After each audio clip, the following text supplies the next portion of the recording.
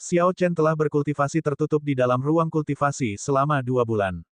Waktu sangat penting. Xiao Chen ingin memanfaatkan waktunya sepenuhnya untuk menyelesaikan kultivasi lapisan pertama seni menelan awan-awan iblis. Hanya dalam 2 bulan, Xiao Chen telah menghabiskan 10.000 dari 100.000 spirit jade kelas superiornya. 10.000 giok roh kelas tinggi ini mungkin bernilai 10 juta giok roh kelas medial. Selanjutnya, giok roh kelas medial tidak akan seefektif itu, jadi dia akhirnya akan menghabiskan lebih banyak waktu. Sayangnya, Xiao Chen belum menyelesaikan lapisan pertama seni menelan surga awan iblis. Manual rahasia mencatat bahwa setelah seseorang berhasil mengolah lapisan pertama, tato demonic cloud bird akan muncul di punggungnya. Energi esensi sejati Dao Iblis akan mengubah tubuh fisik, meningkatkan tubuh fisik dan kehendak jiwa. Namun, Xiao Chen telah membuat beberapa kemajuan setelah 2 bulan berkultivasi dengan pahit. Gumpalan awan iblis di atas dantiannya telah menyebar dan sekarang memiliki bentuk awan yang samar. Itu tidak lagi seperti awal, di mana itu hanya titik hitam. Kekuatan hidup dari awan iblis merah juga lebih kuat. Selama 2 bulan terakhir, Xiao Chen merasakan keinginan jiwanya terus-menerus dikonsumsi oleh awan iblis ini.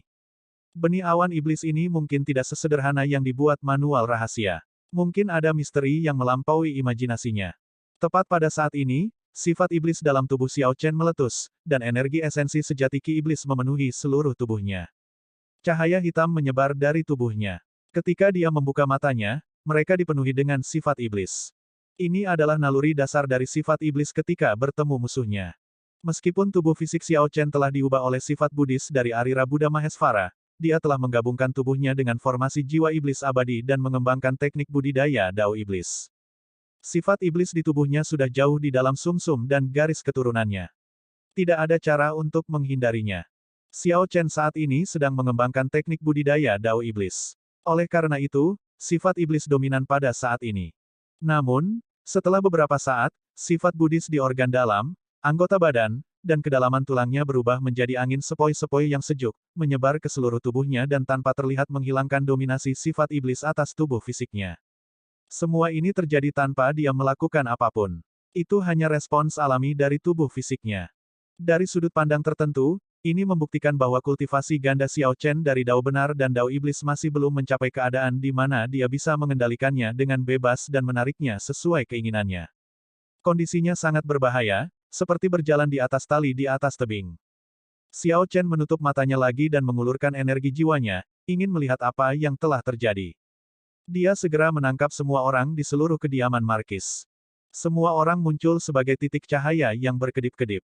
Xiao Chen bahkan bisa melihat aliran energi esensi sejati pada yang lebih lemah, semuanya jelas dalam pikirannya.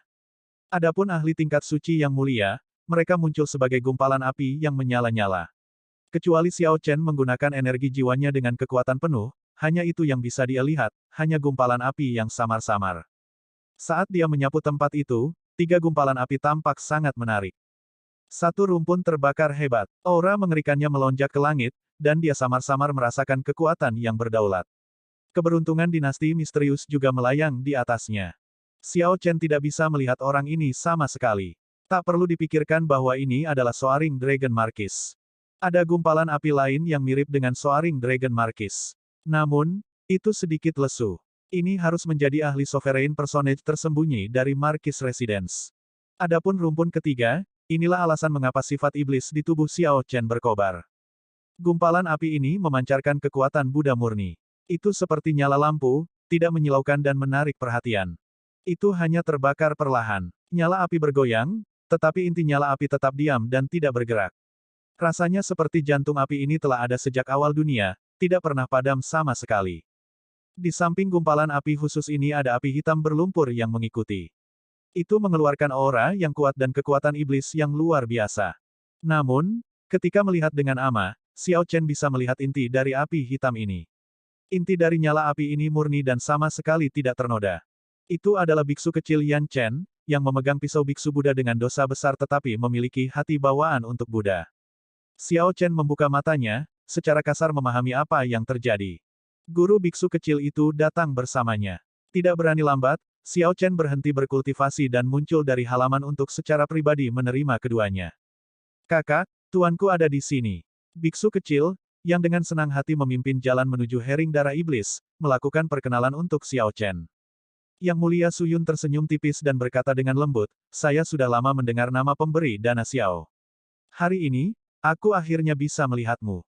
Xiao Chen menggosok hidungnya dan tersenyum. Yang Mulia, Anda pasti bercanda, kan? Lama dengar, saya tiba di Central Grid Realm belum lama ini. Baru 2 bulan sejak saya mencapai Markuisate Naga Melonjak ini. Meskipun saya menyebabkan keributan besar, ketenaran saya harus terbatas pada Markuisate Naga Melonjak, jauh dari menyebar ke seluruh dinasti Yanwu. Saya tidak bercanda, para beku tidak berbohong. 17 tahun yang lalu, saya melihat benefaktor Xiao. Petik 2. Yang Mulia Suyun tersenyum misterius tetapi tidak menjelaskan dirinya sendiri. Ekspresi Xiao Chen berkedip. 17 tahun yang lalu adalah saat dia pertama kali bertemu dengan Buddha Mahesvara. Mungkinkah ketika Buddha Mahesvara bereinkarnasi, beberapa fenomena misterius muncul dan menunjukkan saya kepada Yang Mulia ini di hadapan saya. Yan Chen sudah memberitahuku tentang situasimu. Maukah Anda membiarkan biksu tua ini melihatnya? Yang Mulia Suyun bertanya dengan lembut setelah Xiao Chen mengundangnya masuk. Xiao Chen melirik biksu kecil itu dan melihat ekspresi polos. Dia tahu bahwa biksu kecil mengkhawatirkannya, takut akan ada masalah dengan kultivasi ganda Dao Iblis dan Dao Benar. Oleh karena itu, biksu kecil itu meminta tuannya untuk melihat Xiao Chen. Ini juga baik-baik saja. Jika Xiao Chen bisa mendapatkan bimbingan atau menemukan beberapa luka tersembunyi, itu akan bermanfaat. Xiao Chen mengangguk dan menurunkan kewaspadaannya. Kemudian, dia berkata dengan lembut, tolong. Yang Mulia Suyun meletakkan tongkat dharmanya, dan sebuah mata vertikal tiba-tiba terbuka di dahinya. Ini adalah keterampilan yang sangat kuat dari Sekte Buddhis, menghubungkan mata surgawi. Menurut rumor, ketika Connecting Heavenly Eye dikultivasikan ke puncak, itu tidak hanya bisa melihat melalui ruang dan waktu tetapi bahkan melihat sungai takdir yang panjang, menjadi seperti Dao surgawi. Seseorang akan dapat memahami masa lalu dan masa depan, mengetahui karma seseorang dari kehidupan sebelumnya dan saat ini. Xiao Chen terdiam. Begitu mata surgawi dibuka, Yang Mulia Suyun dapat melihat apapun yang diinginkannya, terlepas dari kesediaan atau keengganan Xiao Chen. Yang Mulia Suyun bersinar dengan cahaya Buddha yang redup, memancarkan energi misterius yang mirip dengan apa yang pernah dilihat Xiao Chen dari cendekiawan buku surgawi. Seberkas cahaya keemasan melesat keluar dari mata surgawi Yang Mulia Suyun, menyelimuti Xiao Chen.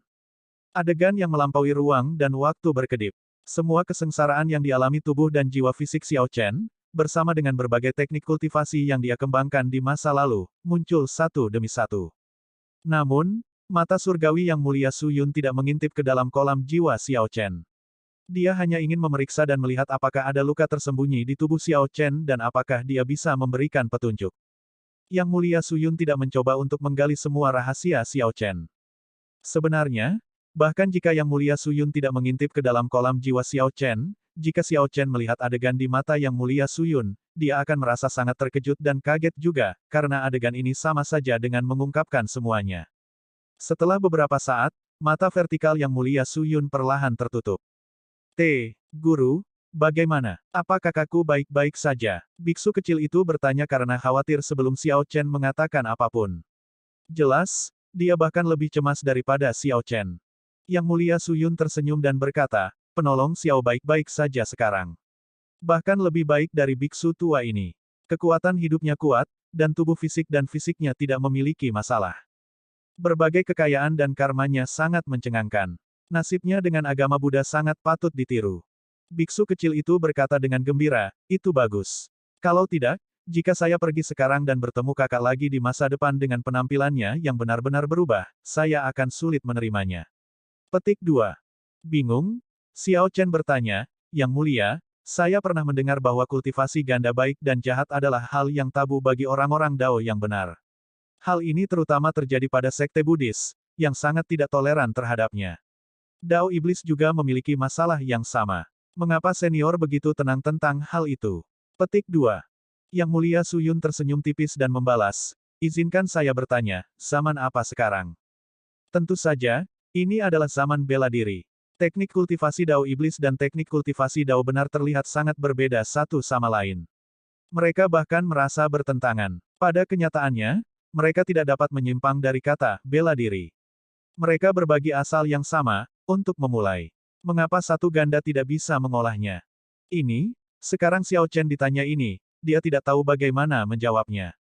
Yang Mulia Suyun berkata dengan serius, sebenarnya, Anda sudah memiliki jawaban di dalam hati Anda. Dalam hal ini, tidak perlu ragu. Buddhisme baik-baik saja, setan juga baik-baik saja. Tidak peduli jalan lurus. Karena Anda dapat mengetahui karakter Anda sendiri, itu tidak masalah. Petik 2. Jantung Xiao Chen berdetak kencang. Kata-kata Yang Mulia Suyun menyapu keraguan terakhir dan kurangnya kepercayaan di dalam hatinya. Mereka membuat Xiao Chen semakin yakin akan jalannya. Senior, terima kasih banyak atas bimbinganmu. Yang Mulia Suyun tampak menatap ke kejauhan saat dia melihat Xiao Chen. Sangat mudah untuk menjelaskan mengapa orang-orang dari Dao Benar dan Dao Iblis saling bertentangan. Kontras antara kedua faksi itu tajam, dan mereka tidak bisa akur, seperti api dan air. Setelah beberapa perang antara kedua faksi, mereka menjadi seperti musuh bebuyutan. Bagaimana mereka bisa menerima kultivator ganda dari Dao Benar dan Dao Iblis? Karena kamu sudah mengambil jalan ini, masa depanmu akan sulit. Persiapkan mentalmu. Xiao Chen mengangguk, menunjukkan pemahamannya. Sebenarnya, ada alasan lain mengapa kedua faksi tidak bisa mentolerir kultivator ganda dari Dao Iblis dan Dao yang benar. Apa alasannya? Itu karena mereka terlalu kuat, jadi semua orang takut pada mereka. Beberapa orang memiliki iblis dan orang benar yang berkultivasi ganda di masa lalu. Namun, mereka tidak berjalan di jalan sampai akhir. Akhirnya, mereka memilih sisi. Kalau tidak, mereka akan kesulitan melihat hati mereka sendiri. Oleh karena itu, mereka hanya bisa memilih untuk jatuh ke satu sisi. Kata-kata Yang Mulia Suyun tenang, tetapi mereka mengungkapkan rahasia yang mengejutkan kepada Xiao Chen. Saya tahu total 3 orang. Yang pertama adalah Buddha Kasyapa. Sebenarnya, dia adalah seorang kultivator ganda dari Dao Buddha dan Dao Iblis. Namun, saat dia menjadi seorang Buddha, dia meninggalkan sisi iblisnya dan memulai zaman Buddhisme yang berkembang. Yang kedua adalah Kaisar dari ras naga, yang dikenal sebagai berlumuran darah. Namun, dia akhirnya jatuh ke Dao Iblis dan mengambil jalan lain. Petik 2. Xiao Chen menatap Yang Mulia Suyun dengan agak kosong, tidak bisa menahan reaksinya dari wajahnya. Wahyu ini terlalu mengejutkan. Saat itu, Kaisar Naga yang dibasahi darah sebenarnya adalah iblis yang berkultivasi ganda dan benar. Namun, dia tidak mengikuti jalan sampai akhir tetapi jatuh ke Dao Iblis. Tiba-tiba, Xiao Chen memiliki firasat mengapa garis keturunan Azure Dragon musnah. Yang ketiga adalah pencipta teknik pedang pelanggar pantang-pantang Mahamaya. Dia awalnya adalah seorang Buddhis ajaib, yang datang hanya sekali dalam 1000 tahun. Sayangnya, kami mengetahui bahwa dia adalah reinkarnasi Buddha setan teratai hitam hanya beberapa saat kemudian. Namun, dia akhirnya membuat keputusan yang berbeda. Dia meninggalkan Dao Iblis dan menyelamatkan agama Buddha, yang juga secara langsung menyebabkan kemunduran gereja teratai hitam. Rekan Xianwu, berbicara dengan lembut, Yang Mulia Suyun dengan santai mengungkapkan beberapa rahasia yang mengejutkan. Setelah Xiao Chen mendengar ini, dia tetap tertegun untuk sementara waktu, tidak dapat segera pulih. Dapat dimengerti bahwa Buddha Kasyapa berkultivasi ganda baik dan jahat. Hanya melalui kitab suci Buddhis, orang akan tahu bahwa sifat Buddhisme adalah tanpa emosi.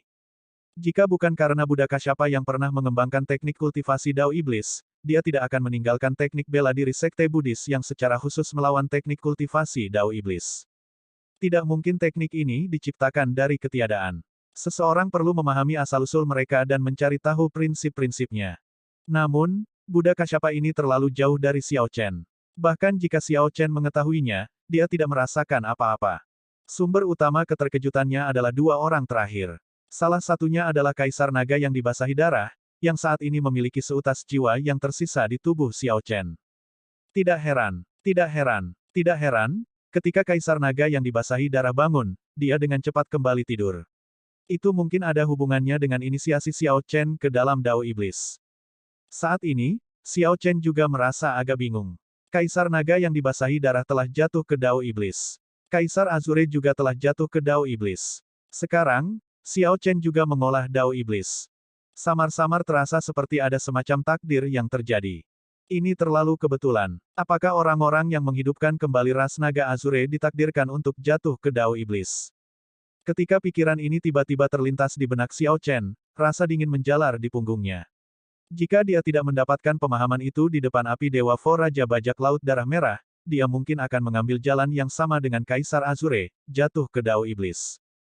Untungnya, dia berhasil melihat hatinya sendiri dengan jelas dan keluar dari jalan itu. Yang lebih tidak terduga adalah bahwa orang terakhir juga memiliki koneksi dengan Xiao Chen. Pencipta teknik pedang pelanggaran pantang-pantang Mahamaya sebenarnya menggandakan ajaran Buddha dan setan. Selanjutnya, dia menyebabkan kemunduran gereja teratai hitam.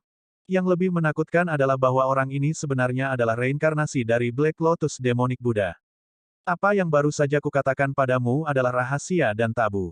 Teman kecil, jangan menyebarkan ini, Yang Mulia Suyun menginstruksikan dengan lembut, terdengar cukup serius. Xiao Chen memulihkan akalnya. Dia mengangguk dan berkata, saya mengerti. Namun, Anda telah memberitahu saya tentang identitas dua orang pertama. Orang ketiga adalah reinkarnasi Buddha setan teratai hitam. Mengapa tidak memberitahu saya tentang identitasnya? Petik 2. Yang Mulia Suyun tersenyum sedikit dan berkata, penolong benar-benar mendengarkan dengan sangat hati-hati. Identitas orang ketiga cukup rumit. Selanjutnya, keturunannya sekarang memiliki kekuatan yang luar biasa.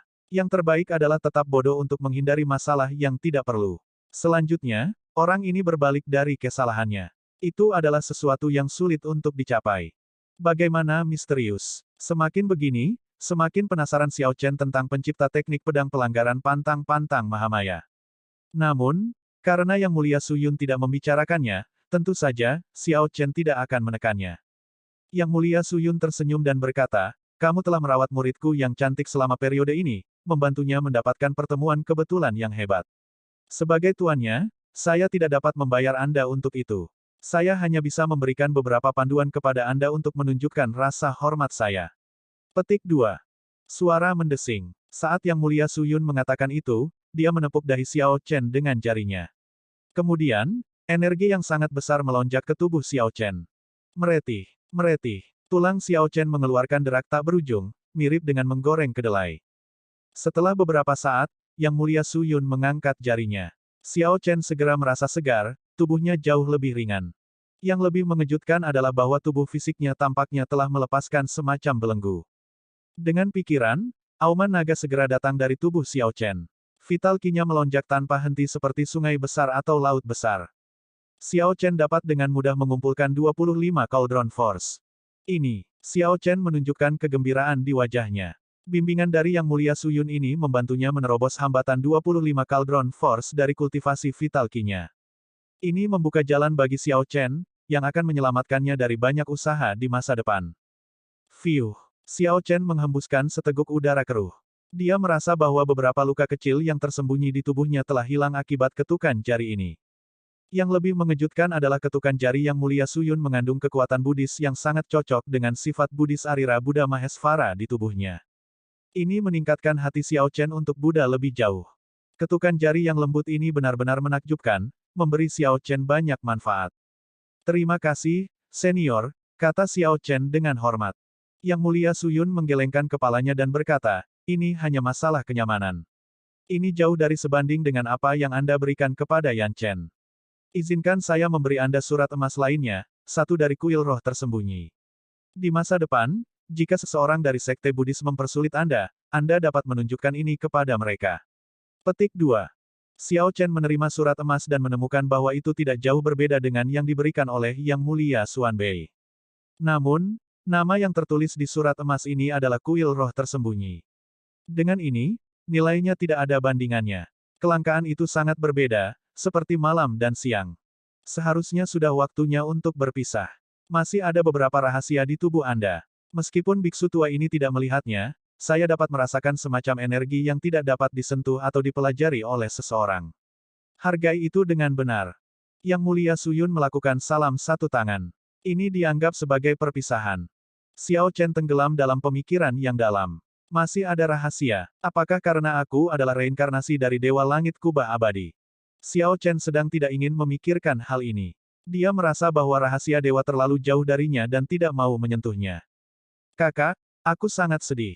Siapa yang tahu kapan aku akan bertemu denganmu lagi? Biksu kecil itu merasa tertekan. Wajahnya yang lembut terlihat sangat imut saat menunjukkan ekspresi seperti itu. Namun, biksu kecil itu tiba-tiba memikirkan sesuatu. Dia dengan lembut mengusap kepala Vulture darah iblis dan berkata sambil tersenyum, burung bodoh, aku merasa kemampuan pemahamanmu dapat diterima. Bagaimana kalau Anda kembali dengan saya ke kuil, dan kami memasukkan Anda ke dalam agama Buddha. Anda bisa menjadi binatang penjaga di masa depan, itu juga cukup bagus. Jarang melihat biksu kecil membelai dan membelai herring darah iblis dengan lembut. Namun, itu menjadi ketakutan. The Demon Blood Vulture segera menyusut dan berubah menjadi kilatan cahaya merah. Butuh inisiatif untuk berubah menjadi cincin di jari Xiao Chen. Bagaimana mungkin tuan ini menjadi biksu? Aku tidak akan melakukannya bahkan jika aku mati. Guru, jangan pernah memberikan saya pergi. Biarkan aku tetap di sisimu. Aku akan menjadi kuda atau lembu untukmu jika itu yang diperlukan. Catatan TL, ungkapan Cina, aku akan menjadi kuda atau lembu, berarti bersedia melakukan apa saja. Ini mengacu pada seseorang yang bersedia melakukan pekerjaan yang sama seperti kuda atau lembu untuk orang lain, bahkan mungkin membiarkan seseorang menungganginya, sesuatu yang sangat memalukan. Biksu kecil itu hampir menyebabkan herring darah iblis hancur. Mendengar bahwa dia ingin pergi bersamanya ke kuil roh tersembunyi membuatnya takut. Xiao Chen tersenyum. Biksu kecil, sudah berhenti menakutinya. Yan Chen cemberut dan berkata, saya mencoba memberikannya kesempatan, bukan menariknya ke bawah. Xiao Chen memandang Yang Mulia Suyun dan berkata, sejujurnya, ada beberapa karma antara biksu kecil dan aku. Saya juga berterima kasih kepada Yang Mulia karena telah merawat biksu kecil itu selama 10 tahun. Yang Mulia Suyun tersenyum sampai matanya menyipit. Beku tua ini mengerti apa yang dikatakan benefaktor. Dia adalah berkah dari sekte Buddhis saya. Bagaimana kita tidak merawatnya dengan baik? Dermawan, jika Anda punya waktu di masa depan, datang dan kunjungi kuil roh tersembunyi. Tidak lama setelah perpisahan yang enggan, tamu terhormat lainnya datang ke halaman yang sudah lama sunyi ini. Itu adalah Soaring Dragon Marquis yang ditemani oleh Lan Yan. Namun, Lan Luo tidak ada di sana. Setelah melihat ekspresi keduanya, Xiao Chen tahu sudah waktunya dia pergi. The Soaring Dragon Marquis ada di sini untuk mengirim tamu. Tuan Muda Xiao, sekarang saatnya untuk mengirimmu ke Kekaisaran Naga Surgawi, kata Markis Naga yang melonjak dengan serius, tampak hormat. Xiao Chen berkata dengan sopan, Tuan Markis, terima kasih atas masalahmu. Tolong, ada beberapa hal yang keduanya jelas tahu. Masalah Monarch Yu tidak perlu dikatakan lagi. Sudah cukup bahwa mereka berdua tahu. Sepanjang jalan, Soaring Dragon Marquis sangat sopan kepada Xiao Chen. The Soaring Dragon Marquis secara pribadi mengirim seorang junior. Jika kabar ini bocor, seluruh Markuisate Naga melonjak akan terkejut. Kelompok itu menaiki kapal perang kediaman Markis dan dengan cepat meninggalkan kediaman Markis, terbang ke luar kota. Dari awal hingga akhir, Xiao Chen tidak pernah melihat Lan Luo. Dia tidak bisa tidak merasa kasihan. Ini bagus juga, Xiao Chen menghela nafas pelan pada dirinya sendiri. Untuk beberapa hal, penolakan akan menyakiti seseorang. Namun, penerimaan akan lebih menyakitkan. Kapal perang kediaman Markis mengudara. The Soaring Dragon Markuisate tumbuh semakin kecil di mata Xiao Chen. Xiao Chen percaya bahwa dia akan kembali ke dinasti Yanwu tidak lama setelah perpisahan ini. Kunjungan singkat di sini seperti capung menyentuh air dengan ringan. Dia belum pernah mengalami dinasti Yanwu yang luas sama sekali. Bakat luar biasa dari dinasti, elit sekte, atau ahli legendaris dari peringkat kerajaan, Xiao Chen belum pernah bertemu satu pun dari mereka. Itu benar-benar disayangkan. Namun, dia cepat atau lambat akan masuk kembali ke dinasti Yanwu, untuk menguji para elit sejati dari Central Great Realm, untuk mengalami bakat luar biasa yang bersinar dan mempesona dari zaman martial Dao yang berkembang pesat ini. The Soaring Dragon Marquis berdiri di samping Xiao Chen. Setelah keheningan yang lama, dia tiba-tiba berkata, orang yang menonton tarian pedangmu malam itu adalah aku. Xiao Chen tidak terkejut. Hanya ada beberapa orang di kediaman Markis yang memiliki kekuatan untuk menyelinap ke arahnya. Saya harap Lord Markis akan memaafkan saya karena secara tidak sengaja melukai Anda. The Soaring Dragon Marquis tersenyum ketika dia berkata, sudah bertahun-tahun sejak seseorang berhasil melukaiku. Meskipun saya ceroboh, saya tidak dapat menyangkal kekuatan Anda. Jika memungkinkan, saya benar-benar ingin membuat Anda tetap bersama saya sebagai jenderal saya. Petik 2. Xiao Chen merasa agak senang mendapatkan pengakuan dan penghargaan tinggi dari Soaring Dragon Marquis. Terima kasih, Tuan Marquis, atas pujianmu. Itu hanya fakta, tidak benar-benar dianggap pujian. Xiao Chen memandang kota yang semakin jauh. Area di depan tumbuh semakin sunyi. Merasa aneh, dia bertanya, kemana kita akan pergi? Kamp militer. Kamp militer. Wajah Xiao Chen mengungkapkan sedikit was-was. Mungkinkah formasi transportasi yang mengarah ke Kekaisaran Naga Surgawi ada di kamp militer? Melihat keraguan di mata Xiao Chen, Soaring Dragon Marquis menjelaskan, formasi transportasi lintas alam dari dinasti dikendalikan oleh Kaisar Yanwu. Orang bisa keluar tapi tidak bisa masuk. Persyaratan untuk menggunakannya sangat tinggi, dan penggunaannya juga terbatas. Meskipun saya bisa menggunakannya, itu akan menjadi masalah untuk membawa Anda bersama. Setelah memikirkannya, aku memutuskan untuk membawamu ke kamp militer untuk menggunakan formasi transportasi tentara darah merahku. Penasaran? Xiao Chen bertanya, ada juga formasi transportasi di kamp militer. The Soaring Dragon Marquis menjawab dengan tenang, itu wajar. Master formasi yang dipelihara dinasti tidak ada di sana untuk apa-apa. Mereka menemukan formasi transportasi portabel sejak lama. Yang diperlukan hanyalah beberapa kereta khusus. Ketika seseorang ingin menggunakannya, mereka hanya perlu menanam bendera formasi dan mengaktifkannya menggunakan spirit jades. Dalam pertarungan, seseorang dapat menggunakannya untuk mundur atau mengejar. The Soaring Dragon Marquisate hanyalah salah satu dari 108 provinsi dinasti Yanwu. Itu adalah provinsi paling utara dari dinasti. Semua generasi klan Soaring Dragon Marquis adalah jenderal yang menjaga perbatasan. Menurut sejarah, seorang leluhur pernah dianugerahi gelar raja. Belakangan, dia mengalami kemunduran. Meski begitu, di antara 108 Marquise, Soaring Dragon Marquis masih memegang otoritas militer dan posisi yang tinggi dan dihormati. Ini adalah sesuatu yang luar biasa. Inilah alasan mengapa Duke Yun ingin membentuk aliansi pernikahan dengan Soaring Dragon Marquis. Setelah mendengar gravitasi dalam nada Soaring Dragon Marquis, Xiao Chen merasa terkejut. Untuk berpikir bahwa masih ada kebutuhan untuk berperang. Xiao Chen bertanya dengan santai, dinasti Yanwu sangat kuat. Mungkinkah ada musuh yang berani menyinggungnya? Petik 2.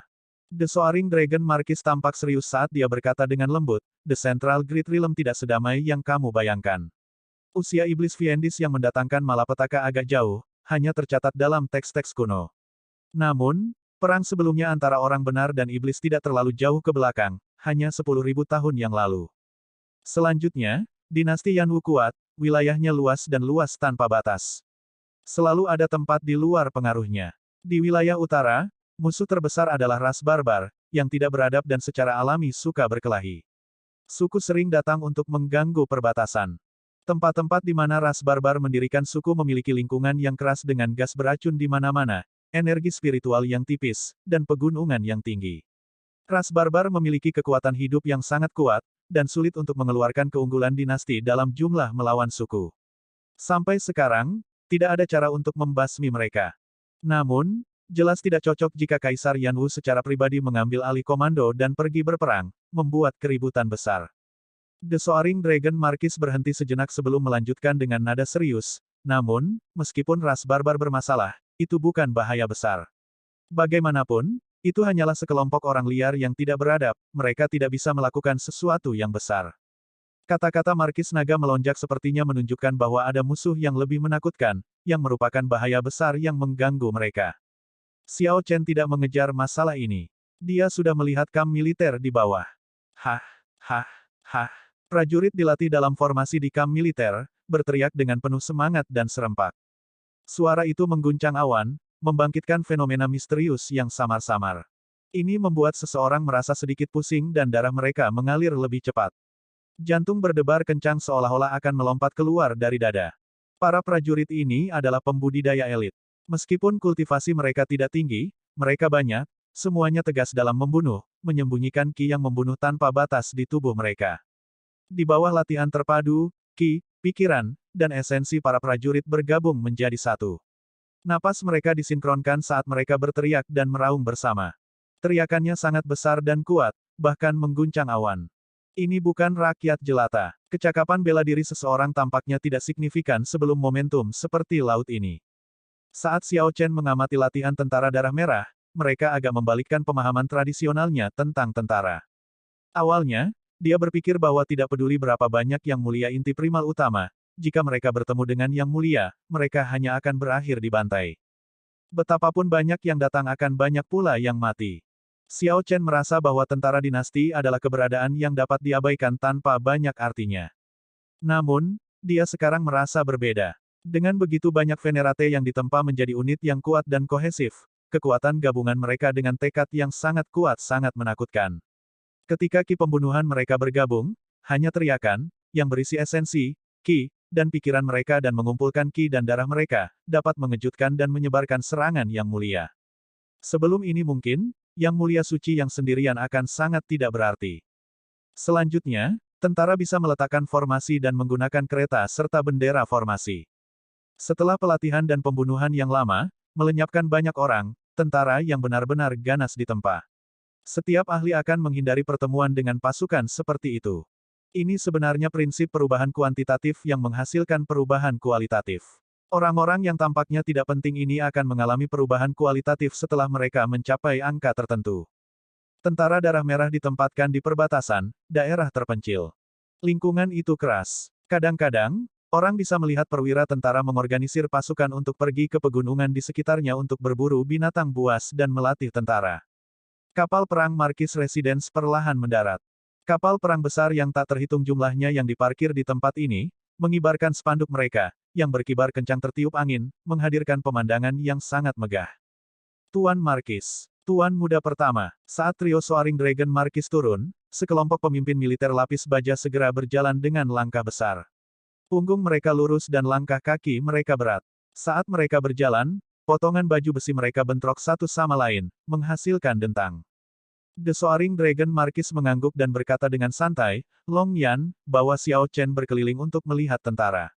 Setelah itu, kirim dia pergi. Jangan terlalu lama. Ya, ayah. The Soaring Dragon Marquis sepertinya masih memiliki banyak hal yang harus dilakukan. Setelah memberikan beberapa instruksi, dia pergi dengan tergesa-gesa. Kelompok pemimpin militer dengan cepat mengikuti, melaporkan semua perkembangan terakhir. Indra Xiao Chen tajam, jadi dia mendengarnya. Lord Marquis, baru-baru ini iblis bawah tanah berulang kali muncul. Tampaknya agak aneh. Saya merasa bahwa kita perlu membawa orang turun untuk menyapu tempat itu. Ini hampir musim dingin. Orang-orang barbar itu tidak berperilaku baik. Mereka mencoba melintasi perbatasan beberapa kali, menyebabkan kematian beberapa saudara kita. Pengiriman sumber daya terbaru dari istana kerajaan masih belum tiba. Kita perlu mengirim seseorang untuk memeriksanya. Ini semua adalah masalah militer yang penting. Kelompok itu berjalan tergesa-gesa, perlahan-lahan semakin menjauh. Segera, Xiao Chen tidak bisa lagi mendengar apapun.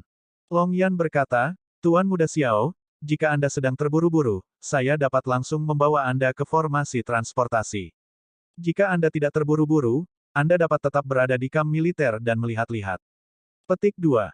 Kalau begitu, aku akan melihat-lihat. Ini adalah pertama kalinya Xiao Chen di kamp militer, jadi dia agak penasaran. Sebuah kamp militer adalah lokasi yang strategis. Itu biasanya terlarang bagi orang luar. Namun, Soaring Dragon Marquis tidak memperlakukan Xiao Chen sebagai orang luar, sangat ramah padanya. Secara alami, Xiao Chen tidak akan melewatkan kesempatan seperti itu. Dia tidak bisa tidak membandingkan kamp militer terpencil dengan sekte marsial Dao. Intinya, keduanya agak mirip, mereka adalah tempat di mana para pembudidaya berkumpul. Namun, perbedaannya juga mencolok. Kesan terkuat yang diberikan tentara kepada Xiao Chen adalah disiplin yang sangat ketat. Setiap prajurit seperti komponen presisi, mampu mengeluarkan kekuatan terbesar hanya jika disatukan. Tidak ada kesalahan yang diizinkan. Dalam keadaan seperti itu, semuanya seragam, individualitas dihilangkan. Jelas, tempat seperti itu tidak cocok untuk warisan marsial Dao. Namun demikian, kekuatan dan kemauan setiap orang akan meningkat dengan cepat melalui pembunuhan. Namun, pemahaman dan kecerdasan pribadi seseorang mungkin perlahan ditekan di ketentaraan. Sebagai perbandingan, sekte memiliki tingkat kebebasan yang jauh lebih besar. Mereka menekankan kekuatan pribadi. Tidak peduli apa pangkat sekte itu, struktur organisasi semua sekte besar umumnya akan serupa. Melalui posisi seperti murid sekte luar, murid sekte dalam, murid inti, dan pewaris sejati, mereka menggunakan banyak lapisan pilihan untuk memilih pembudidaya yang paling baik. Sistem ini menjamin bahwa mereka yang memiliki bakat dan kemampuan pemahaman yang baik dapat menonjol, mengeluarkan potensi mereka secara maksimal. Murni dari perspektif marsial Dao, jalur sekte lebih cocok untuk warisan dan menghasilkan ahli yang kuat dengan lebih mudah. Ini juga mengapa semua klan bangsawan mengirim keturunan mereka ke sekte. Ketika membandingkan keduanya, keduanya memiliki kelebihan dan perlu ada. Klip, klip, klip, 10 kereta perang bergerak melewati jalan yang lebar, membentuk prosesi yang menarik perhatian Xiao Chen. Kereta perang syarat dengan mayat, piala para prajurit. Mayat-mayat ini berbeda dari binatang buas. Sebaliknya, mayat di kereta perang semuanya humanoid. Lebih tepatnya, mereka kebanyakan adalah orang-orang aneh dan bersisik yang ditemui Xiao Chen di awan petir hari itu. Xiao Chen menunjuk ke mayat-mayat di kereta dan bertanya, apa itu? Long Yan melihat ke arah yang ditunjukkan Xiao Chen dan menjelaskan, itu adalah sejenis iblis bawah tanah, manusia naga banjir.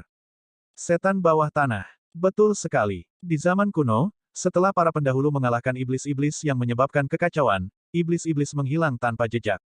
Namun, keturunan mereka selamat dan menduduki Abyssal Underworld, umumnya dikenal sebagai dunia bawah tanah. Keturunan iblis Fiendis ini secara kolektif disebut sebagai iblis bumi. Petik 2. Catatan TL, setan bumi ini berbeda dari yang muncul di alam Kunlun, tetapi mereka diberi nama yang sama.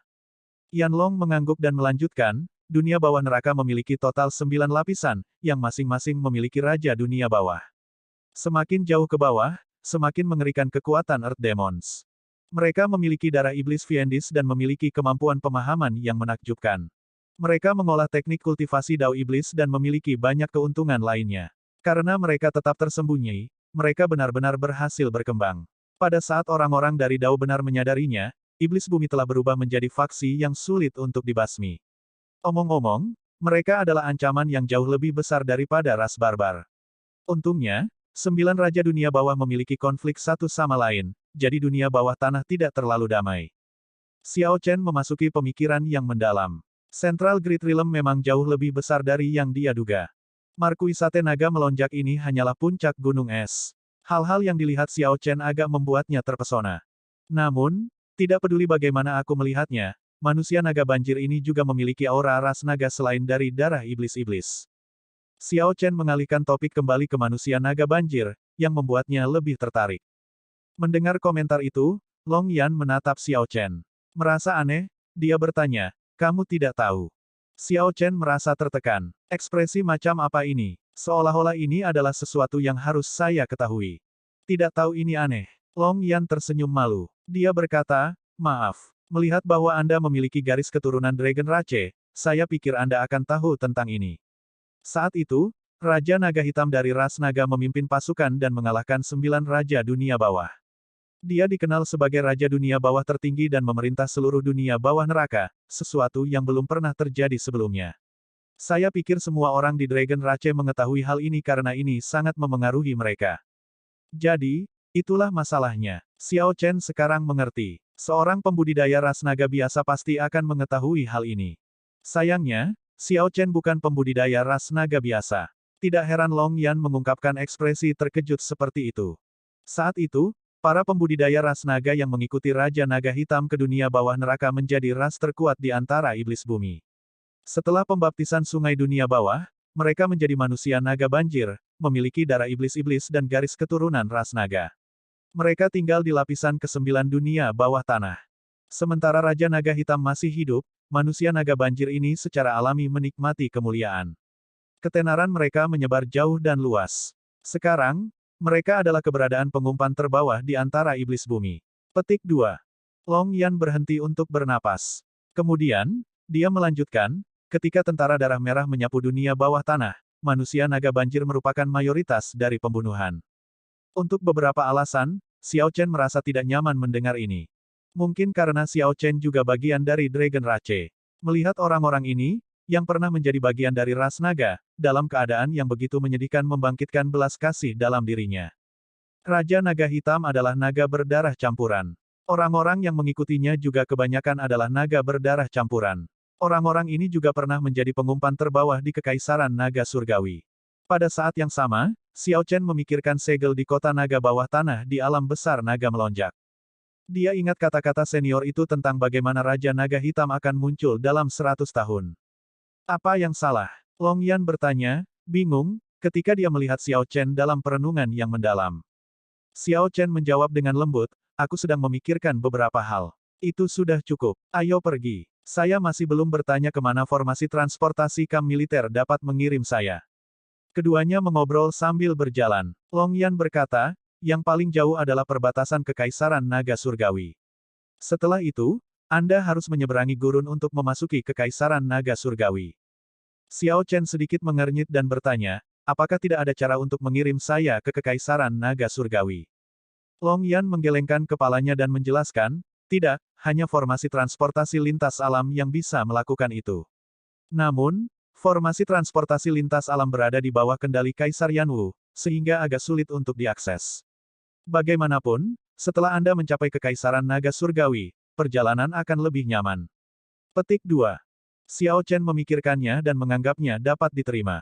Bahkan jika dia bisa dikirim langsung ke Kekaisaran Naga Surgawi, dia tidak akan tahu ke kota mana dia ingin dikirim. Dia tahu terlalu sedikit tentang perlombaan naga. Setelah Xiao Chen perlahan membiasakan diri, dia harus merencanakan jalannya di antara perlombaan naga. Ledakan. Tepat pada saat ini, tanah sedikit bergetar. Sebuah kereta perang membawa binatang buas seukuran gunung kecil berbatu ke dalam kamp, dikawal oleh ribuan orang. Ketika semua orang melihat binatang besar itu masuk, seluruh kamp militer meledak dengan sorak-sorai yang antusias.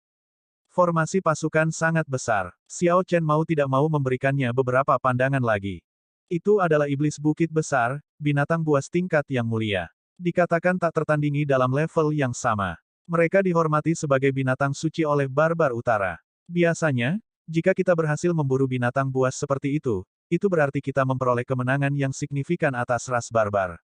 Long Yan tersenyum saat dia menjelaskan kepada Xiao Chen. Suasana di kamp militer membuat Xiao Chen agak iri. Hidup dan mati bersama, maju dan mundur bersama, berbagi kemuliaan dengan rekan-rekan. Di sini, saya akan meminta mereka untuk meletakkan formasi. Petik 2.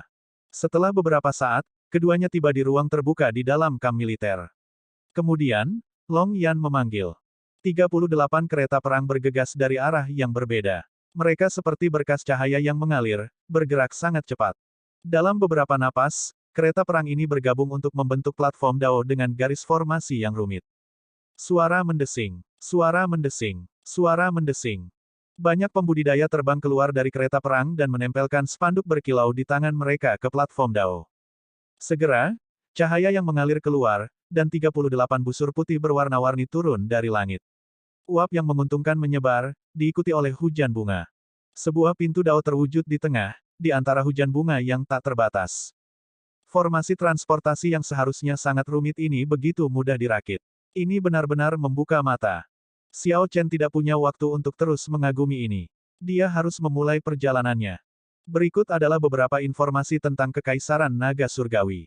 Ayah menyuruhku mengumpulkannya selama beberapa hari terakhir. Ada juga peta dan beberapa spirit jades, yang akan membantu perjalananmu. Sebelum Xiao Chen pergi, Long Yan menyerahkan barang-barang yang disiapkan oleh Soaring Dragon Marquis untuknya. Xiao Chen tidak berdiri pada upacara. Setelah menerima barang-barang itu, dia memberi hormat dan berkata, kita akan bertemu lagi jika ini sudah takdir. Aku yakin kita akan bertemu lagi suatu hari nanti. Suara mendesing. Xiao Chen mendorong dengan lembut dengan kakinya dan dengan cepat memasuki pintu Dao, seringan burung layang-layang dalam jubah putihnya. Teknik gerakannya anggun dan gesit, seperti pengalamannya di dinasti Yanwu, hanya menyentuh permukaan dan bahkan tidak menimbulkan riak, pergi sebelum dia bisa merasakan pesona dinasti yang tak terbatas. Maka berakhirlah perjalanan ke dinasti Yanwu. Setengah bulan kemudian, gurun yang sangat luas antara Kekaisaran Naga Surgawi dan dinasti Yanwu muncul di hadapan Xiao Chen. Hujan deras turun dari langit, awan hitam menyebar, kilat menyambar, dan guntur menggelegar. Xiao Chen hendak melangkah ke wilayah perlombaan naga, tetapi tidak ada cuaca yang baik sama sekali. Ini benar-benar aneh, karena jarang hujan di gurun. Namun, begitu hujan turun di gurun, biasanya berlangsung selama berbulan-bulan, bahkan setengah tahun. Hujan tiba-tiba dan cuaca buruk sepertinya menandakan rintangan yang dihadapi Xiao Chen. Saat dia melihat gurun di tengah hujan lebat, dia merasa sangat tersentuh. Saat menghitung waktu dengan baik, Xiao Chen telah pergi dari tanah terlantar Kunlun Realm selama 4 tahun. Setelah 4 tahun, dia akhirnya menginjakkan kaki di tanah kelahiran Dragon Rache. Hal-hal yang dia janjikan kepada kuda naga tua di Istana Naga Azure melintas di depan matanya. Xiao Chen dengan jelas mengingat kenangan ini saat dia mengingatnya. Tujuannya tampak sangat dekat tetapi juga sangat jauh. Xiao Chen bertanya-tanya apa yang akan dipikirkan para murid gerbang naga alam Kunlun jika mereka tahu bahwa dia akan melangkah ke Kekaisaran Naga Surgawi. Jika teman-teman lamanya tahu bahwa dia sudah sejauh ini, mereka mungkin akan mendoakan yang terbaik untuknya. Hanya dalam 4 tahun, Xiao Chen telah maju dari tahap esensi yang benar ke tahap langit berbintang dari alam laut awan. Dia akhirnya memenuhi syarat untuk melangkah ke Central Grid Realm ini, untuk bertarung melawan talenta luar biasa paling cemerlang di zaman ini. Orang luar akan sulit membayangkan upaya dan rasa sakit yang dialami Xiao Chen. Dia telah berjalan ke sini selangkah demi selangkah, setiap langkah ditandai dengan peristiwa yang mengejutkan. Dia telah menderita penghinaan, dipandang rendah oleh orang lain. Dia juga mengadu dirinya dengan orang lain dalam pertempuran akal, sangat menderita di tangan yang mulia. Hari ini, naga itu kembali ke rumah. Xiao Chen akhirnya tiba di Kekaisaran Naga Surgawi. Xiao Chen tidak memilih untuk menunggangi Vulture Darah Iblis. Dia berjalan sepanjang jalan, melakukan perjalanan melalui gurun terpencil milik Kekaisaran Naga Surgawi ini. Dia memulai perjalanan yang menjadi miliknya. Xiao Chen memiliki jubah menutupi dirinya saat hujan membasahi dirinya. Langkah kakinya berat dan matanya tegas tanpa ragu-ragu sama sekali. Meski diguyur hujan tanpa henti, dia terus berjalan dan beristirahat di sepanjang jalan. Saat dia berjalan di tengah hujan, dia menenangkan emosinya. Pada saat yang sama, dia meninjau informasi yang diberikan oleh Soaring Dragon Marquis kepadanya. Saat ini, wilayah Kekaisaran Naga Surgawi hanya sekitar 1% dari ukuran dinasti Yanwu. Tentu saja, ini hanya termasuk wilayah di Central Grid Realm. Ini tidak termasuk alam besar yang berafiliasi dengan ras naga. Kekaisaran Naga Surgawi memiliki banyak alam agung bawahan seperti dinasti Yanwu yang memiliki alam besar naga melonjak dari Markis, serta yang lainnya. Namun, dalam hal populasi, Kekaisaran Naga Surgawi sangat menyedihkan dibandingkan dengan dinasti Yanwu. Dinasti Yanwu memiliki puluhan miliar orang. Kekaisaran Naga Surgawi hampir tidak memiliki 100 juta. Ini terutama karena hanya pembudidaya dengan garis keturunan ras naga yang dihitung sebagai warga Kekaisaran Naga Surgawi. Ini sama untuk kedelapan kerajaan, mereka semua bangsa berdasarkan garis keturunan. Untuk menjaga kemurnian dan kesinambungan garis keturunan mereka, mereka mempertahankan kemerdekaan mereka dan tidak menerima pendatang. 4 dinasti lebih santai. Selain pembudidaya, mereka memiliki jumlah orang biasa yang sangat banyak. Oleh karena itu, dalam hal populasi, kekaisaran tidak dapat dibandingkan dengan dinasti. Dinasti Yanwu memiliki 108 provinsi, masing-masing mengelola 100 kabupaten. Setiap daerah seukuran alam besar di luar alam besar pusat. Kekaisaran Naga Surgawi hanya memiliki 7 provinsi. Di antaranya, 6 naga surgawi berwarna masing-masing memerintah satu provinsi dengan provinsi yang tersisa diperintah oleh Kaisar Naga. Selain itu, ada banyak kabupaten independen yang tersebar di seluruh wilayah kekaisaran. Ini dikelola oleh faksi dari garis keturunan Dragon Rache yang lebih rendah. Secara keseluruhan, Kekaisaran Naga Surgawi memiliki sekitar 1000 kabupaten. Kekaisaran Naga Surgawi berbeda dari dinasti. 6 naga surgawi berwarna seperti tuan feodal dengan banyak kemandirian. Misalnya, bahkan Kaisar Naga tidak bisa ikut campur dalam urusan internal naga putih. Kaisar Naga dihormati sebagai Dewa Naga, pemimpin dari ras naga dalam namanya. Namun, Kaisar Naga saat ini tidak memiliki otoritas yang kuat seperti yang dilakukan oleh para kaisar dinasti. Meski begitu, Kaisar Naga menguasai satu provinsi tambahan. Selanjutnya, dengan gelar Kaisar Naga, dia masih memiliki banyak otoritas. Kaisar Naga saat ini adalah Kepala Naga Emas, salah satu dari 6 naga surgawi berwarna. Dia telah memegang posisi itu selama 1000 tahun. Saat ini, perlombaan Naga Emas adalah garis keturunan terkuat dan paling mulia dari ras naga. Berdasarkan informasi Markis Naga Melonjak, Xiao Chen dapat mengatakan bahwa perlombaan naga menaruh perhatian besar pada bangsawan dan tingkat garis keturunan. Perlombaan naga emas tidak diragukan lagi adalah garis keturunan di urutan teratas. Di belakangnya muncul garis keturunan naga surgawi yang tersisa. Kemudian, itu akan menjadi pembudidaya dengan garis keturunan naga sejati. Akhirnya, itu akan menjadi pembudidaya dengan garis keturunan yang sangat encer. Ada berbagai macam bentuk dan rupa, yang secara kolektif dikenal sebagai naga berdarah campuran. Jika kelahiran seseorang tidak baik, itu mungkin mempengaruhi masa depan seseorang. Ada beberapa orang sukses yang menantang surga di antara naga berdarah campuran. Di dalam Kekaisaran Naga Surgawi, mereka memegang status tinggi dan dikenal sebagai naga langit. Namun, keberadaan mereka tidak mengubah fakta bahwa sebagian besar ras naga berstatus rendah. Xiao Chen sedikit mengernyit. Sejujurnya, dia tidak begitu suka mengevaluasi seseorang berdasarkan garis keturunan mereka dan memutuskan hanya berdasarkan itu. Namun, yang mengejutkannya adalah bahwa informasi Soaring Dragon Marquis hampir tidak menyebutkan garis keturunan Azure Dragon. Dalam dinasti Yanwu, otoritas Soaring Dragon Marquis dalam akses informasi sudah sangat tinggi. Meski begitu, Soaring Dragon Marquis belum memasukkan banyak informasi mengenai garis keturunan Azure Dragon. Semua yang ditemukan Xiao Chen hanyalah penyebutan garis keturunan Azure Dragon di sudut yang biasa-biasa saja. Dikatakan bahwa garis keturunan Azure Dragon pernah menjadi yang terkuat di Dragon Rage tetapi tidak ada lagi, dan detailnya tidak diketahui. Kata-katanya kabur, dan hanya ada satu kalimat itu. Setelah itu, informasi berlanjut untuk memperkenalkan ras naga lainnya. Jika seseorang tidak teliti, seseorang akan dengan mudah melewatkannya. Hujan masih belum berhenti. Xiao Chen mengesampingkan informasi itu. Saat hujan deras berlanjut, anehnya terasa agak sepi. Setelah banyak rasa sakit dan usaha, dia telah tiba di Kekaisaran Naga Surgawi. Namun, tidak ada orang lain dari rasnya. Faktanya, orang-orang dari ras naga bahkan tidak tahu tentang keberadaan garis keturunan Azure Dragon. Naga itu kembali ke rumah dengan ambisi besar. Namun, di negara dengan 1000 kabupaten ini, hanya dia yang ada dari garis keturunan Azure Dragon.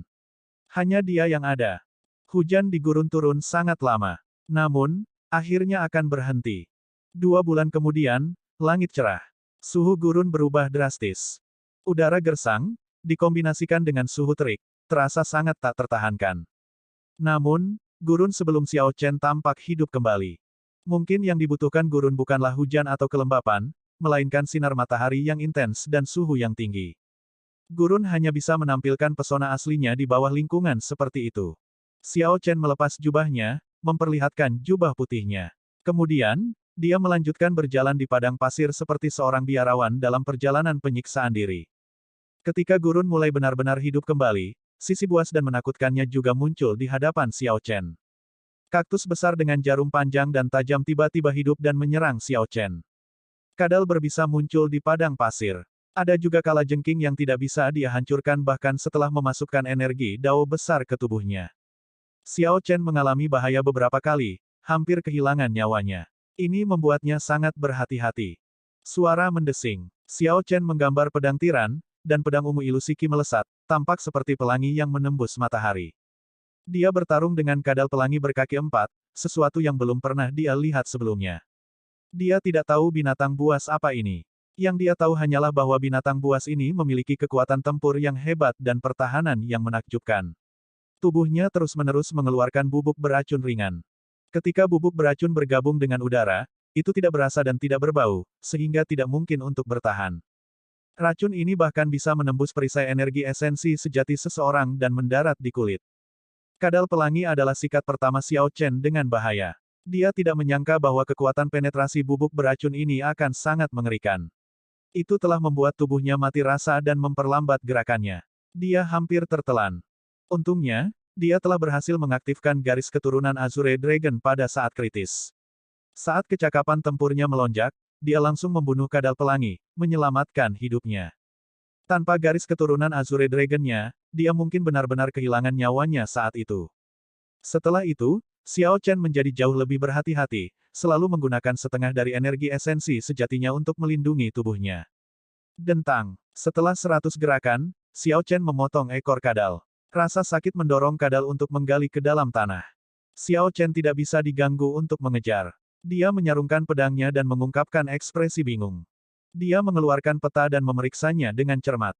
Xiao Chen bertanya-tanya apakah dia telah keluar jalur, karena menurut Long Yan, gurun seharusnya tidak terlalu berbahaya. Aneh. Saya hampir mati beberapa kali, namun ini tidak berbahaya. Petik 2. Xiao Chen menyimpan petanya. Setelah dia memverifikasi rutenya, memastikan dia menuju ke arah yang benar, dia menggelengkan kepalanya dan terus berjalan. Saat larut malam, suhu turun drastis. Setelah meletakkan formasi pertahanan sederhana, Xiao Chen terus mengolah seni menelan surga awan iblis. Dia merasa bahwa dia masih jauh dari menyelesaikan lapisan pertama seni menelan surga awan iblis. Jika tidak ada kemajuan dalam seni menelan surga awan iblis, kultivasinya akan tetap berada di kesempurnaan kecil tingkat menengah bintang mulia, tidak dapat meningkat lebih jauh. Kekacauan utama Xiao Chen, Veritable Essence Energy, mengharuskannya untuk berkultivasi ganda agar kultivasinya meningkat. Dia tiba-tiba membuka matanya larut malam. Sifat iblis muncul di matanya, lewat dalam sekejap. Sesuatu mengincarnya. Ini adalah naluri bawaan tubuh untuk bahaya. Xiao Chen memikirkannya, dia telah membunuh beberapa binatang buas dalam beberapa hari terakhir. Tubuhnya memiliki ki mengerikan yang tertinggal di atasnya.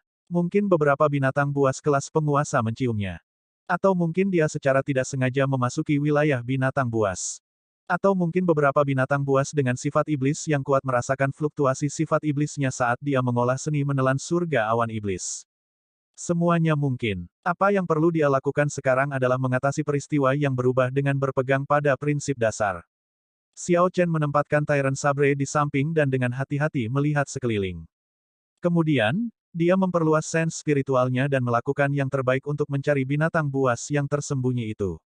Terkadang, hal yang paling menakutkan bukanlah musuh yang kuat tetapi musuh yang licik dan berbahaya. Musuh seperti itu sabar dan pandai menyembunyikan. Ketika seseorang menurunkan kewaspadaannya, mereka akan melakukan serangan kritis.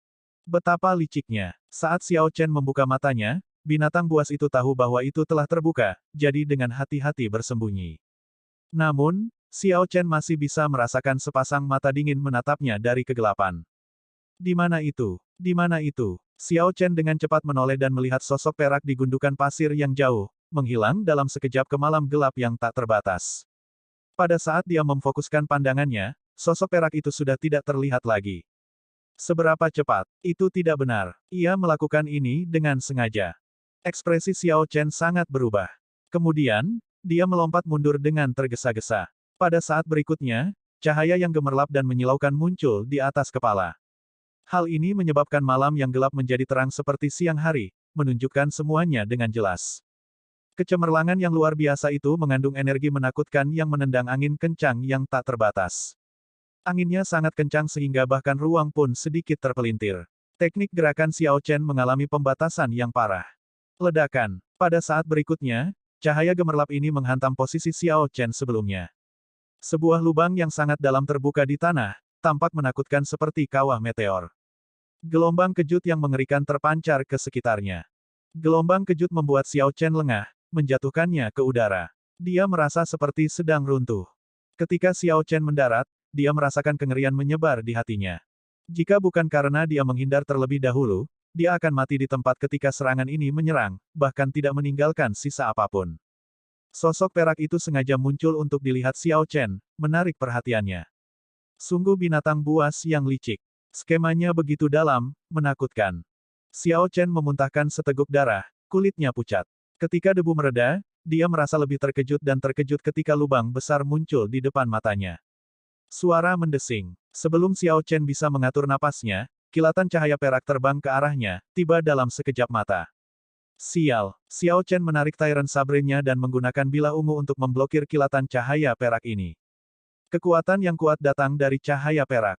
Kulit di tangan kanan Xiao Chen terbelah, dan dia hampir menjatuhkan pedang tiran. Kali ini, Xiao Chen dengan jelas melihatnya. Seekor rubah perak muncul di hadapannya, rubah gurun perak.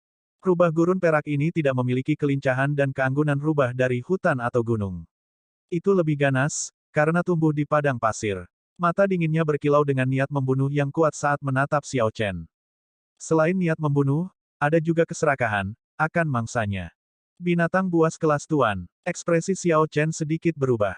Dalam level yang sama, seekor binatang buas kelas penguasa praktis tak terkalahkan. Rubah gurun perak sebelum Xiao Chen adalah salah satu binatang buas tingkat bintang yang mulia. Tanpa yang mulia, membunuhnya akan sulit. Yang paling penting adalah bahwa skema dan kelicikan rubah gurun perak ini sudah berpengaruh. Sebelum pertarungan dimulai, itu telah melukai Xiao Chen dan menang. Suara mendesing. Suara mendesing. Suara mendesing. Rubah perak mengambil inisiatif dan tanpa henti meluncurkan dirinya ke Xiao Chen, mencoba memperburuk luka Xiao Chen secara perlahan. Xiao Chen menunjukkan ekspresi serius saat dia mempertahankan kondisi mental yang tenang, terus mundur. Rubah perak tidak terlihat besar, tetapi semua serangannya mengandung kekuatan yang sangat besar. Xiao Chen memasukkan dua jenis energi dao besar ke dalam pedang. Meski begitu, dia hanya bisa memblokir, tidak bisa mendapatkan keuntungan apapun. Saat dia terus mundur, lukanya semakin parah. Suara mendesing. Suara mendesing. Rubah perak mempercepat serangannya, ledakan sonik menjadi semakin tajam. Suara yang sangat tajam menyebar ke segala arah, menyebabkan keributan. Banyak binatang buas gurun pasir yang mendengarnya melarikan diri dengan panik. Jelas, rubah perak ini biasanya meneror daerah ini. Ini mengejutkan. Xiao Chen tidak bisa membiarkan ini berlanjut. Dia harus mengalahkan rubah perak dengan cepat, tidak membiarkannya menyeret ini keluar. Menyelesaikan yang duniawi. Sebuah swastika muncul dari dahi Xiao Chen, memancarkan kekuatan Buddha yang kuat tanpa batas. Dalam sekejap, Xiao Chen memutuskan hatinya yang biasa. Dia tidak menunjukkan emosi di wajahnya saat patung Buddha raksasa muncul di belakangnya. Kemudian, dia mengirimkan cahaya pedang abadi, dengan kejam menebangnya. Langkah pembunuhan ini adalah yang memiliki kekuatan terbesar. Untuk pertama kalinya, Xiao Chen memukul mundur rubah perak, yang memegang tangan atas dengan kekuatan, menyebabkannya menjerit kesakitan. Sayap surgawi naga azure. Sepasang sayap terbentang di belakang Xiao Chen. Kemudian, dia mengeluarkan kekuatan Tyrant Saber menggunakan Thunder Grid Dao. Pedang ungu segera menyala dengan api ungu kabur. Energi Grid Dao dari Thunder Grid Dao memenuhi tubuhnya. Transformasi 9 naga guntur. Xiao Chen meraung, dan energi yang dikaitkan dengan petir di tubuhnya meletus. Untuk pertama kalinya, dia menggunakan Azure Dragon Divine Wings untuk melengkapi transformasi 9 naga guntur. Dia mengeksekusi transformasi 9 naga guntur dengan pikiran. Begitu lampu listrik di tubuhnya meletus, sosoknya melintas. Kemudian, 81 helai cahaya pedang meledak dari tubuh rubah perak. Dengan bantuan Azure Dragon Divine Wings, Xiao Chen tidak perlu memfokuskan energi esensi sejatinya pada kecepatan. Oleh karena itu, transformasi 9 naga guntur menjadi lebih kuat. Rubah perak menjerit kesakitan dan jatuh ke tanah. Lampu pedang terus melonjak di dalam tubuhnya. Darah mengalir tanpa henti saat kekuatan hidup rubah perak itu surut. Ketika Xiao Chen melakukan serangan balik, ia mengalami cedera parah. Kemudian, Xiao Chen menyarungkan pedangnya dan mengeluarkan God Shadow Bow. Setelah memasukkan energi jiwa, dia menembakkan panah. Suara mendesing. Panah ini dengan kuat menjepit rubah perak yang melarikan diri ke tanah. Rubah perak mengeluarkan tangisan yang menyedihkan, terlihat sangat menyedihkan di malam hari. Tembakan dari God Shadow Bow memiliki kekuatan yang mengerikan. Xiao Chen menyingkirkan God Shadow Bow dan tampak sedikit pucat. Binatang buas kelas tuan memang sulit untuk dihadapi. Setelah memeriksa luka-lukanya, Xiao Chen menemukan bahwa, selain trauma pada organ internalnya, kehendak jiwanya juga terguncang dan rusak. Rubah gurun perak ini jauh lebih kuat dari Monarch Yu, pada level yang sama sekali berbeda. Kekuatan hidup rubah perak dengan cepat berkurang. Sosok Xiao Chen berkedip setelah dia dengan lembut mendorong dengan kakinya dan tiba di sisi rubah perak. Xiao Chen melihat bulu rubah perak itu halus dan licin, memancarkan cahaya redup di malam hari. Itu tampak agak menawan. Jika bukan karena Tyrant Saber mengungkapkan bentuk aslinya dan Xiao Chen mendorongnya dengan Thunder Grid Dao, dia mungkin akan kesulitan menembus pertahanan rubah perak. Xiao Chen berpikir untuk menggunakan kulit rubah ini untuk membuat jubah bulu. Jubah bulu seperti itu pasti akan terlihat sangat luar biasa. Dengan formasi yang mendukungnya, itu akan menjadi alat dao alami. Jubah itu bahkan mungkin berubah menjadi alat dao yang diwarisi setelah 1000 tahun, meningkat lebih jauh. Xiao Chen akhirnya terluka parah, tetapi dia juga mendapat banyak. Rubah dilempar ke samping, hanya Biskor yang layak menjadi kota. Setelah pukulan berat dari panah God Shadow Bow, kekuatan hidup rubah perak benar-benar terkuras habis. Xiao Chen mengulurkan tangan dan meraih panah, ingin menariknya keluar. Namun, tepat pada saat ini, mata tertutup rubah perak tiba-tiba terbuka. Mata rubah perak bersinar dengan cahaya jahat tak terbatas yang sangat menarik perhatian di malam yang gelap. Aura menakutkan tiba-tiba meletus dari rubah perak yang tampaknya mati ini. Bang! Tubuh rubah perak tiba-tiba membesar, berubah menjadi binatang raksasa dalam sekejap mata. 6 ekor menjulang ke awan di belakang rubah perak. Satu balasan 2 jam yang lalu. Sial, wajah Xiao Chen tenggelam. Dia telah ditipu lagi. Rubah ini benar-benar terlalu licik.